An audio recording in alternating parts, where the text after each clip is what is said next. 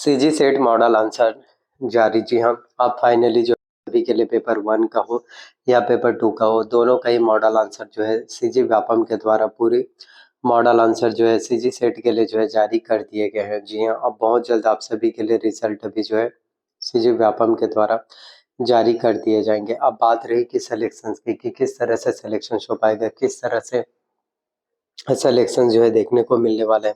काफ़ी स्टूडेंट हैं जिनके 55 नंबर आ रहे हैं, काफ़ी स्टूडेंट जिनके 50 हैं, 60 हैं, 65 नंबर हैं।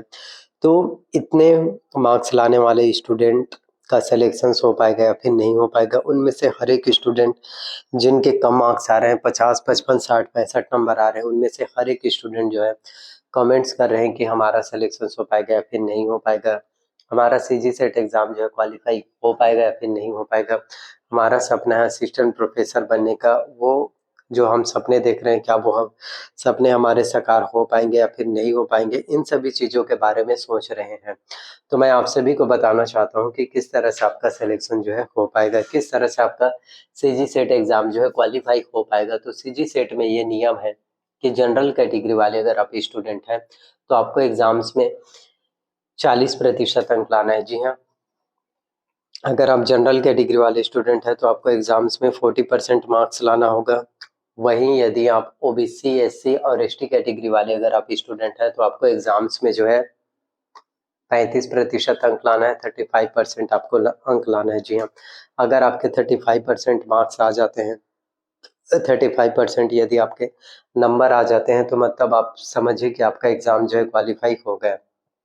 और उतने मार्क्स आपको लाना है, और उससे यदि आपके कम मार्क्स आ जा रहे हैं तो फिर आपका सिलेक्शन फिर बिल्कुल भी नहीं होने वाला, और फिर आपका सीजी सेट एग्ज़ाम क्वालिफाई जो है नहीं हो पाएगा। अगर हम बात करें पेपर 1 और पेपर 2 की, तो कुल टोटल जो है छत्तीसगढ़ में जो सीजी सेट एग्ज़ाम्स हुआ वो 19 विषयों के लिए हुआ। जी हाँ, 19 सब्जेक्ट के लिए जो है सीजी सेट एग्ज़ाम जो है सीजी व्यापम के द्वारा हुआ, जिनमें से पेपर 1 और पेपर 2 में कितने-कितने नंबर चाहिए जनरल, ओबीसी, एससी और एसटी कैटेगरी वाले स्टूडेंट्स को। तो हम बात करें यदि आप जनरल कैटेगरी वाले स्टूडेंट हैं, तो जनरल कैटेगरी वाले अगर आप स्टूडेंट हैं, तो आपको जो है पेपर 1 में आपको जो है 40 नंबर लाना है, वहीं पेपर 2 में आपको जो है 80 नंबर लाना है। जी हाँ, पेपर 1 जो थे जिसमें आपके जो है 50, पेपर 1 में जो है 50 क्वेश्चंस एग्ज़ाम्स में पूछे गए थे, और क्योंकि प्रत्येक प्रश्न आपके जो है 2 नंबर के थे। जी हाँ, 50 क्वेश्चन पूछे गए थे, प्रत्येक प्रश्न 2 अंकों के थे। तो इस तरह से पेपर 1 जो है 100 मार्क्स के हो जाते हैं। तो 100 मार्क्स में से जनरल कैटेगरी वाले स्टूडेंट्स को पेपर 1 में 40 नंबर लाना है। वहीं पेपर 2 की बात करें तो पेपर 2 में जो है 100 प्रश्न पूछे गए थे, जो कुल 200 अंकों के थे। जी हाँ, जो कुल जो है 200 अंकों के थे। तो 200 अंकों में से जनरल कैटेगरी वाले अगर आप स्टूडेंट हैं तो आपको 80 नंबर लाना है 40% के हिसाब से।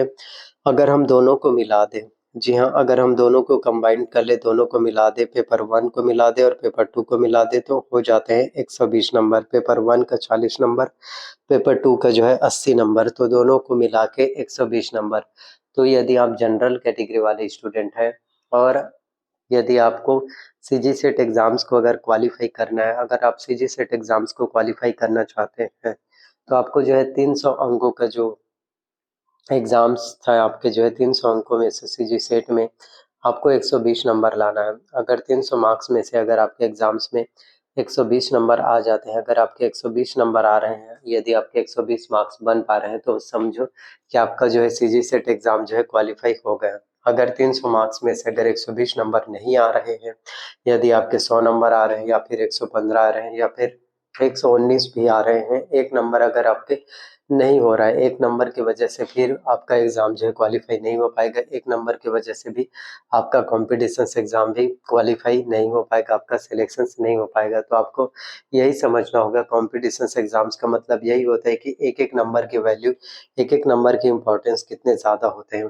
तो आपको समझना होगा एक-एक नंबर की वैल्यू क्या होता है, एक-एक नंबर की इम्पोर्टेंस क्या होता है।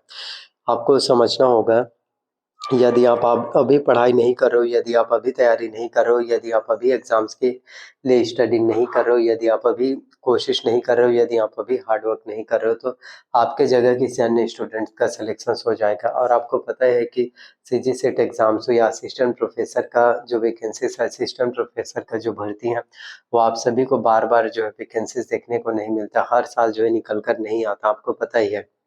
बहुत कम जो है आप सभी के लिए वैकेंसीज, बहुत कम टाइम आप सभी के लिए भर्तियां, बहुत कम आप सभी के लिए वैकेंसीज जो है निकल के आते हैं।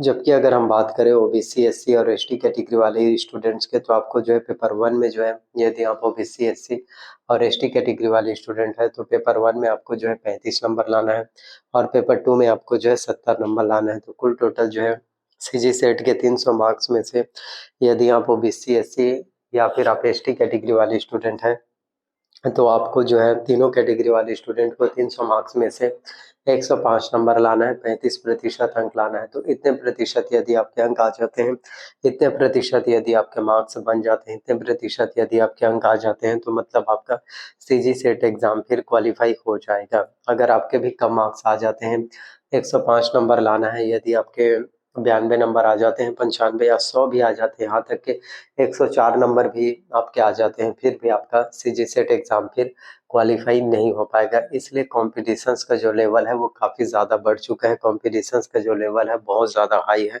यदि आप आज मेहनत नहीं करोगे, यदि आप आज हार्ड वर्क नहीं करोगे, यदि आप आज कोशिश नहीं करोगे, तो फिर आपके जगह किसी अन्य स्टूडेंट का सिलेक्शन हो पाएगा। तो इस चीज़ को आपको समझना होगा, इस चीज़ को आपको समझना होगा, इस चीज़ पर आपको ध्यान देना होगा। तो मेहनत ही सब कुछ होता है।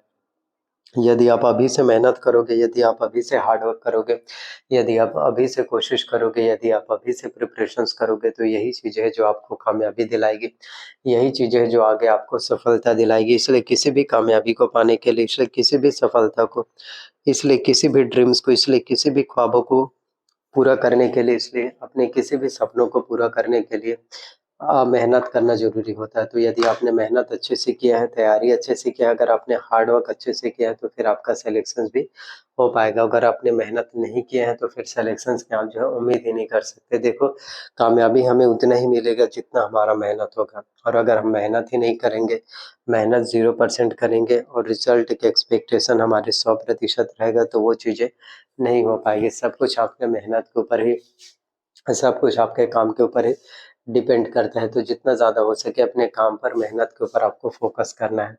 देन सीजीसेट का मॉडल आंसर आ चुके हैं, जब रिजल्ट आएगा तो मैं आप सभी को बताऊंगा। और जितने जितने भी स्टूडेंट हैं, जनरल कैटेगरी वाले स्टूडेंट, अगर आपके 120 मार्क्स आ रहे हैं, ओबीसी, एससी और एसटी कैटेगरी वाले स्टूडेंट हैं, और यदि आपके जो है 105 नंबर आ रहे हैं, आपका सीजीसेट एग्जाम अगर क्वालिफाई हो गए, तो आप अभी से मेहनत करना शुरू कर सकते हैं असिस्टेंट प्रोफेसर के, ताकि आपके एग्जाम्स की तैयारी और अच्छे तरीके से हो पाए और आपका एग्जाम भी क्वालिफाई फिर हो पाएगा। आई होप वीडियोस आपको पसंद आया हो। वीडियो पसंद आया तो प्लीज़ वीडियो को लाइक करना, चैनल पर नया है तो चैनल को सब्सक्राइब कर लेना, एंड वीडियोस को ज़्यादा से ज़्यादा शेयर कीजिए। Thank you so much.